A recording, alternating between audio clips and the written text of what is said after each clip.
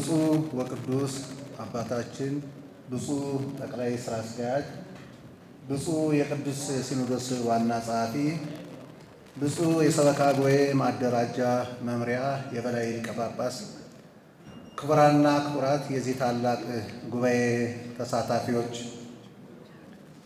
ከዚህ በመቀጠል የሲያትል ዋሽንግተን ኦሪገን አይዳሆና አካባቢው ሀገረ ስብከት የ2017 ዓመተ ምህረት መንፈሳዊና ማህበራዊ አገልግሎት ሪፖርት እንዳቀርብ ስለተፈቀደልኝ አመሰግናለሁ። የዋሽንግተን ኦሪገን አይዳሆና አካባቢው ሀገረ ስብከት በ2017 ዓመተ ምህረት የሚከተሉትን ዋና ዋና ተግባራት አከናውኗል። በሀገረ ስብከታችን ስር የሚገኙ አጥቢያ አብያተ ክርስቲያናት ዝርዝር በዋሽንግተን በሲያትል ዋሽንግተን ያሉ መካነ ብርሃን ቅዱስ ገብርኤል ገዳም፣ ደብረ መድኃኒት ቅዱስ ሚካኤል፣ ደብረ ሰላም ቅዱስ ሚካኤል፣ አንቀጸ ብርሃን ቅድስት ማርያም፣ ክብረ ቅዱሳን መድኃኔዓለም። እነዚህ አድባራት የራሳቸው የሆነ ህንፃ ያላቸውና በራሳቸው ህንፃ የሚገለገሉ ከዕዳ ነፃ የሆኑ አድባራት በሲያትል ዋሽንግተን የሚገኙ ሲሆኑ ደብረ ምሕረት ቅዱስ ሚካኤል፣ ደብረ ቁስቋም ቅድስት ማርያም፣ ደብረ አሚን ተክለ ሃይማኖት፣ ደብረ ስላት ቅዱስ ገብርኤል፣ መንበረ ጸወት ቅድስት ሥላሴ። እነዚህ የራሱ የሆነ የየራሳቸው ህንፃ ቤተ ክርስቲያን አላቸው፣ ግን ዕዳቸው ተከፍሎ ያላለቀ ናቸው። ደብረ ገሊላ ቅዱስ ባለወልድ፣ ደብረ ጥበብ በዓታ ለማርያም፣ ሐመሮን ቅድስት ኪዳነ ምሕረት።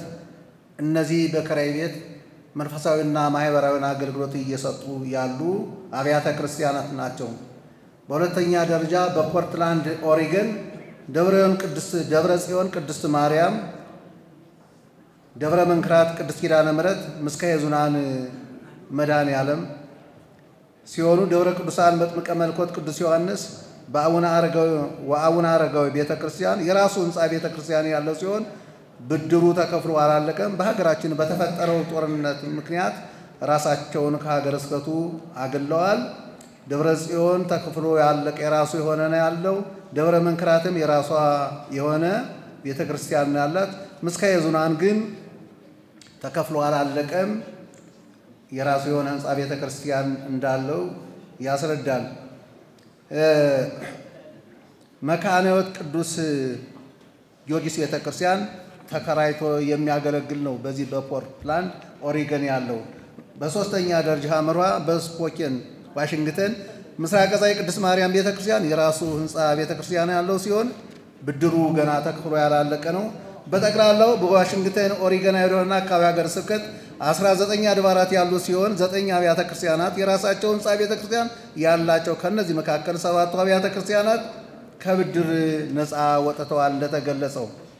8ቱ አብያተ ክርስቲያናት ደግሞ የራሳቸው ህንፃ ያላቸው ሲሆን ከብድር ዕዳና ነፃ ያልወጡ ናቸው። 4 አጥቢያተ ክርስቲያን እንደተገለጸው ገና በክራይ ቤት እየተገለገሉ ያሉ ናቸው። አድባራቱ በክብረ በዓላት በመገናኘት የየአጥቢያው ክብረ በዓላት በህብረት በማጠናከር የተጠናከረ የፍቅር አገልግሎት እየተሰጡ ይገኛሉ።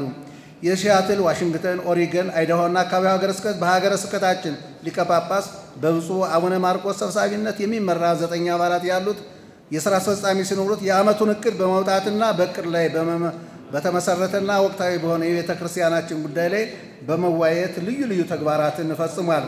የሊቀ ጳጳሱ ሐዋርያዊ ጉዞ በተመለከተ የሀገረ ስብከታችን ሊቀ ጳጳስ ብፁዕ አቡነ ማርቆስ በዘወትርና በአበይት በዓላት በየአጥቢያ ቤተ ክርስቲያናቱ በመገኘት ካህናት በጸሎትና በአገልግሎት እንዲበረቱ፣ ምዕመናንም በትምህርት ሃይማኖት ታንጸው በመልካም ስነ ምግባር ተከናውነው በሃይማኖት ጸንተው እንዲኖሩ በመምከርና በማጽናናት አባታዊ መመሪያና ቃለ ምዕዳን ሰጥተዋል።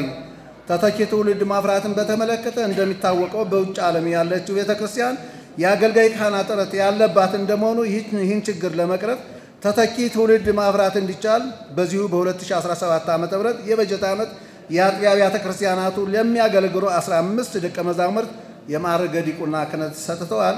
የስብከተ ወንጌል አገልግሎትን በተመለከተ በሀገረ ስብከታችን ስር የሚገኙ አድባራት በአበይትና በዘወትር በዓላት ከሚከናወነው የስብከተ ወንጌል አገልግሎት በተጨማሪ የራሳቸውን ሕንፃ ቤተ ክርስቲያን ባላቸው አጥቢያ አብያተ ክርስቲያናት የረቡዕ የሐሙስና የዓርብ ያልተቋረጠ የጸሎትና የስብከተ ወንጌል አገልግሎት እየተሰጠ ይገኛል። ሰንበተ ትምህርት ቤትን በተመለከተ በሀገረ ስብከታችን ስር የሚገኙ አጥቢያ አብያተ ክርስቲያናት ሁሉም የሰንበት ትምህርት ቤት ያላቸው ሲሆን ሰንበት ተማሪዎቹ በአደባባይ በዓላት በየአጥቢያው በሚኖሩ ልዩ ልዩ አገልግሎት እንዲሁም በዕለተ ሰንበት አገልግሎት እየሰጡ ይገኛሉ። ወደ ዩኒቨርሲቲ የሚገቡ ተማሪዎችን በተመለከተ በየአጥቢያው የሰንበት ትምህርት ቤት በአባልነት ተመዝግበው በቤተ ክርስቲያን በመዝሙርና በልዩ ልዩ አገልግሎት ሲሳተፉ ለቆዩ ወደ ዩኒቨርሲቲ ለሚገቡ ተማሪዎች ልዩ አሸኛኘት ተደርጎላቸዋል። ተማሪዎቹ በሀገረ አሜሪካ በሚገኙ ታዋቂ ዩኒቨርሲቲዎች መግባት የሚያስችላቸውን ውጤት በማምጣት ለቤተ ክርስቲያንም ሆነ ለሀገር ተስፋ የሆኑ ሲሆኑ የመጽሐፍ ቅዱስና የጸሎት መጽሐፍ ተበርክቶላቸው ቤተ ክርስቲያናቸውን እንዳይረሱ አደራ ተሰጥቷቸዋል። ዩኒቨርሲቲ የገቡ ተማሪዎች ከቤተ ክርስቲያን እንዳይርቁ ለማድረግ በየሳምንቱ ቅዳሜና እሁድ እየተሰባሰቡ ስለ ቤተ ክርስቲያናቸው የሚማሩ ሲሆን ዩኒቨርሲቲ የሚገኙ ተማሪዎች በማኅበረ ቅዱሳን አስተባባሪነት በየሳምንቱ ሰኞ በእንግሊዝኛ ቋንቋ ትምህርት ይሰጣል። የአብነት ትምህርት ቤት ማጠናከርን በተመለከተ ሀገረ ስብከታችን የተለያዩ የአብነት መምህራን የሚገኙበት እድለኛ ሀገረ ስብከት ነው። በመሆኑም በሀገረ ስብከታችን ትምህርትና ስልጠና ክፍል አዘጋጅነት ከዚህ ቀደም ለሀገረ ስብከታችን የሥራ አስፈጻሚ አባላት የአቅም ግንባታ ስልጠና የሰጠ ሲሆን በተጨማሪም 30 ለሚደርሱ ዲያቆናት የትምህርት ሃይማኖትና ክርስቲያናዊ ስነ ምግባር ስልጠና ለ2 ወራት በመስጠት ያስመረቀ መሆኑን ባለፈው ዓመት ባቀረብነው ዓመታዊ ዘገባ ያቀረብን ሲሆን በዚህ ዓመት ደግሞ የሀገረ ስብከታችን መንበረ ጵጵስና ጽሕፈት ቤት ሆኖ በሚያገለግለው በመካነ ብርሃን ቅዱስ ገብርኤል ገዳም የቅኔ ቤት ተከፍቶ አገልጋይ ካህናትና ዲያቆናት ከአገልግሎታቸው ጎን ለጎን የቅኔ ትምህርት እየተማሩ ይገኛሉ። በየአጥቢያው የሚገኙ የአብነት መምህራንም የቅዳሴ የዜማና የአቋቋም ትምህርት በማስተማር ተተኪ ትውልድ ማፍራት ተችሏል። በሀገረ ስብከታችን ያሉ አድባራትና ገዳማት የአደባባይና የበዓላትን በጋራ እንዲያከብሩ ለማድረግ ሀገረ ስብከታችን ከፍተኛ ጥረት አድርጓል። በመሆኑም 2017 የመስቀል ደመራ በዓል በሁለት ቦታዎች በዋሽንግተን ሲያትልና ፖርትላንድ ኦሪገን በአደባባይ በህብረት ተከብሯል። የጥምቀት በዓልም ከሀገሩ አየር ጠባይ የተነሳ ክብረ በዓሉ በአዳራሽ ስለሚከናወን የሁሉንም አድባራት ምዕመናን ሊይዝ የሚችል አዳራሽ ተሰጥቷል።